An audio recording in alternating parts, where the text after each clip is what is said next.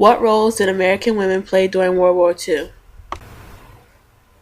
Women's lives changed in many ways during World War II. As seen with most wars throughout history, many women found their roles, opportunities, and responsibilities expand to a whole new level. As their husbands and other loved ones headed off to war, many women had to take on the emotional and financial responsibilities their husbands left behind. At first, many companies were against hiring women, but when they started signing large, lucrative contracts with the government, they needed help.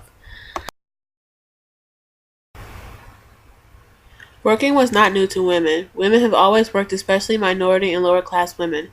Some people felt that bringing women into the workforce would cause problems when the men returned from war, but they were reassured that it would only be temporary. The United States government had to overcome these challenges in order to recruit women for the workforce.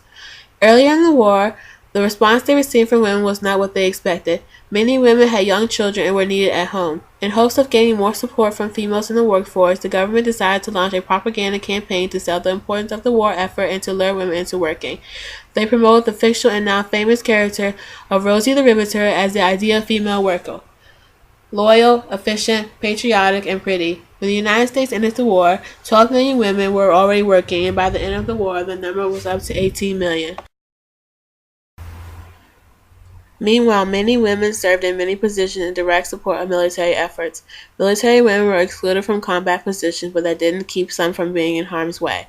For example, nurses in or near combat zones or on ships were sometimes killed.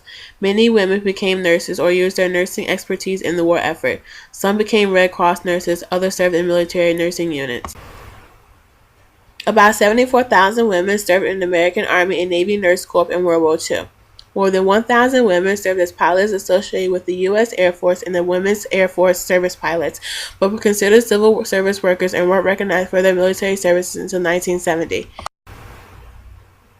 Even during this time of war, women provided entertainment and companionship for many of the troops. USO tours or camp shows entertained troops in the U.S. and overseas. One example was the International Sweethearts of Rhythm, one of the rare racially mixed groups.